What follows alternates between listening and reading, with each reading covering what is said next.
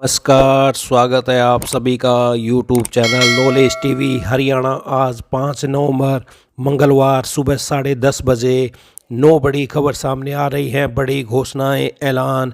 तो हरियाणा की सभी छोटी से बड़ी जानकारी के लिए चैनल को सब्सक्राइब जरूर कर लें। तो चलिए देखते हैं आज 5 नवंबर 9 बड़ी खबरें, घोषणा, ऐलान। पहली बड़ी घोषणा, सरकारी नौकरी के लिए सीईटी के इंतजार में बैठे करीब 10 लाख से अधिक युवाओं के लिए अच्छी खबर है।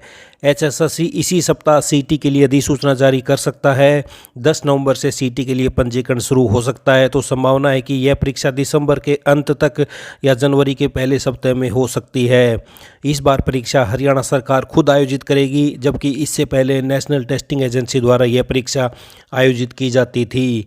तो प्रदेश सरकार द्वारा ग्रुप सी और ग्रुप डी की नौकरियों के लिए सीईटी परीक्षा ली जाती है। इसकी वैधता 3 साल तक होती है। वैसे तो सीईटी हर साल कराए जाने का दावा किया गया था, लेकिन अभी तक प्रदेश में मात्र एक बार ही सीईटी आयोजित हो पाया है। तो ये आप देख सकते हैं, बड़ी अपडेट सामने आ रही है। सीईटी के लिए इसी सप्ताह जारी हो सकती है अधिसूचना। मुख्य सचिव के साथ बैठक में जल्द तय होगी परीक्षा की तिथि। एक दिन या अलग अलग दिनों में परीक्षा को लेकर होगा फैसला। परीक्षा दिसंबर में संभव। तो आयोग की सरकार को प्रस्ताव भेजने की तैयारी। एचएसएससी की ओर से सीईटी को लेकर प्रस्ताव तैयार किया जा रहा है। यह प्रस्ताव सरकार को भेजा जाएगा। तो सरकार से पूछा जाएगा कि परीक्षा को एक दिन में कराया जाए या अलग अलग दिनों में। तो ये बड़ी खबर सामने आ रही है। जल्दी ही नोटिफिकेशन आप देख सकते हैं सीईटी का, तो तैयारी शुरू कर दीजिएगा। आइए दूसरी बड़ी घोषणा देखते हैं। नया परिवार पहचान पत्र बनाने फैमिली आईडी के लिए आधार कार्ड में पता हरियाणा का होना चाहिए। साथ ही जन्म प्रमाण पत्र, एसएलसी, वोटर कार्ड और डीएमसी में से किसी एक को प्रूफ के तौर पर भी लगाना होगा, तभी नया परिवार पहचान पत्र बन सकेगा। इसके लिए नागरिक संसाधन सूचना विभाग की तरफ से व्यवस्था लागू की गई है। परिवार पहचान पत्र में पूरी जानकारी आधार के जरिए ही उठाई जाती है। इसमें नाम पता केवल आधार कार्ड वाला ही जुड़ता है। इसलिए नया परिवार पहचान पत्र बनाने से पहले आधार कार्ड में पता हरियाणा का होना चाहिए। यदि हरियाणा का पता आधार में नहीं है तो वह जानकारी अपडेट नहीं करता है। जिनके आधार में पता दूसरे राज्य का है तो उनको आधार में पता बदलवाना होगा। तो राज्य का पता अपडेट कराना होगा। यदि आप किसी दूसरे राज्य में रहते हैं और हरियाणा में जिस जिले में काम करते हैं वहाँ की सरकारी सेवाओं का लाभ लेना चाहते हैं तो इसके लिए पहले आधार कार्ड में स्थानीय पता बदलवाना होगा। उसके बाद ही परिवार पहचान पत्र बन पाएगा। तो ये देख सकते हैं, नई आईडी बनाने के लिए 4 डॉक्यूमेंट में से एक किया गया अनिवार्य। जन्म प्रमाण पत्र, एसएलसी, वोटर कार्ड और डीएमसी को प्रूफ के लिए किया गया अनिवार्य। तो ये आप देख सकते हैं, आधार के अनुसार ही परिवार पहचान पत्र जानकारी अपडेट करता है। आधार में नाम, माता पिता का नाम या पता जो होगा वही पीपीपी में आएगा। यदि किसी दूसरे राज्य का व्यक्ति पीपीपी बनवाना चाहता है तो उसे पहले आधार कार्ड में स्थानीय पता करवाना होगा। तो ये बड़ा बदलाव। फैमिली आईडी बनवाने के लिए आधार कार्ड में अब हरियाणा का पता भी जरूरी है। 4 डॉक्यूमेंट्स में से एक डॉक्यूमेंट को अनिवार्य कर दिया है। आइए अगली बड़ी घोषणा देखते हैं। पेंशनर्स के लिए नवंबर में जीवन प्रमाण पत्र जमा कराना अनिवार्य है। तो ये बड़ी अपडेट सामने आ रही है। हरियाणा सरकार के पेंशनर्स के लिए नवंबर में जीवन प्रमाण पत्र देना जरूरी। फेस ऑथेंटिकेशन एप्लीकेशन तकनीक के माध्यम से वेरिफिकेशन आसान। तो आप ये देख सकते हैं, पेंशनर स्मार्टफोन का उपयोग कर फेस ऑथेंटिकेशन तकनीक से भी डिजिटल जीवन प्रमाण पत्र दे सकते हैं। तो ये हरियाणा सरकार के पेंशनर्स के लिए नवंबर में जीवन प्रमाण पत्र देना जरूरी। बड़ी अपडेट। आइए अगली बड़ी घोषणा देखते हैं। राजकीय स्कूलों में शिक्षक और विद्यार्थियों की 100% उपस्थिति के लिए शिक्षा विभाग ने पोर्टल पर ऑनलाइन हाजिरी लगाना अनिवार्य किया हुआ है, लेकिन विद्यार्थियों की हाजिरी लगाने में कुछ शिक्षक रुचि नहीं दिखा रहे, जिसके कारण सभी विद्यार्थियों की हाजिरी अपडेट नहीं हो रही। शिक्षा विभाग ने स्कूलों में उपस्थित विद्यार्थियों की हाजिरी ऐप पर ही अपडेट करने को अनिवार्य किया हुआ है। विभाग ने स्कूल मुखिया की जिम्मेदारी भी तय की गई है। तो ये आप देख सकते हैं, ऐप पर हाजिरी नहीं लगाने पर शिक्षक का रुकेगा वेतन।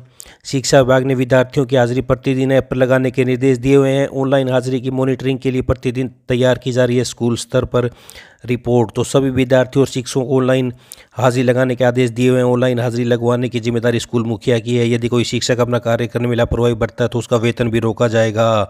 तो ये आप देख सकते हैं, बड़ी अपडेट। तो आइए अगली बड़ी घोषणा देखते हैं। हरियाणा के सभी 22 जिलों में मासिक बैठकों के लिए सरकार ने ग्रीवेंस कमेटी बना दी है। सोमवार 4 नवंबर को कार्यवाहक चीफ सेक्रेटरी की तरफ से इसे लेकर आदेश जारी कर दिए गए हैं। मुख्यमंत्री नायब सैनिक गुरुग्राम में शिकायतें सुनेंगे। इसके अलावा परिवहन मंत्री अनिल विज को सिरसा और कैथल की जिम्मेदारी दी गई है। कृष्णलाल पवार हिसार और रोहतक में समस्याएं सुनेंगे।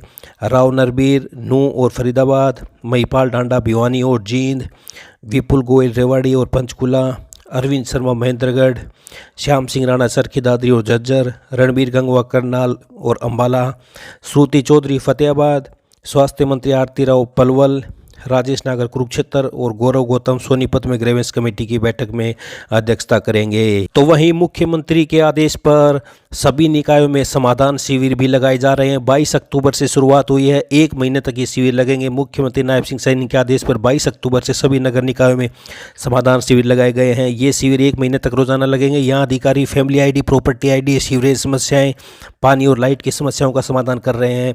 सुबह 9 बजे से लेकर 11 बजे तक अधिकारी दफ्तरों में आने वाले लोगों की समस्याओं को सुनकर उनका समाधान करते हैं।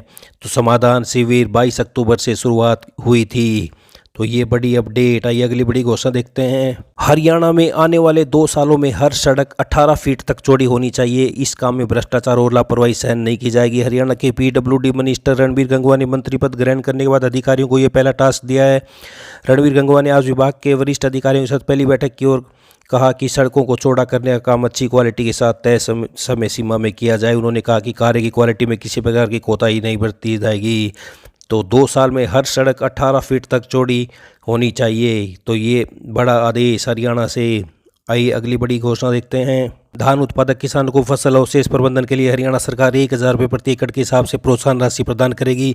तो पोर्टल पर पंजीकरण करवाना अनिवार्य है। जिले के किसान happy seeder, super seeder, reversible MB पलाव व जीरो टील सीड ड्रिल की सहायता से धान अवशेषों को मिट्टी में मिलाकर प्रोत्साहन राशि के लिए आवेदन कर सकते हैं। उन्होंने बताया कि आवेदक किसान को मेरी फसल मेरा ब्यौरा पोर्टल पर पंजीकरण कराना अनिवार्य है। बताया कि योजना का लाभ लेने के लिए किसान को विभागीय पोर्टल agriharyana.gov.in पर आवेदन करना होगा।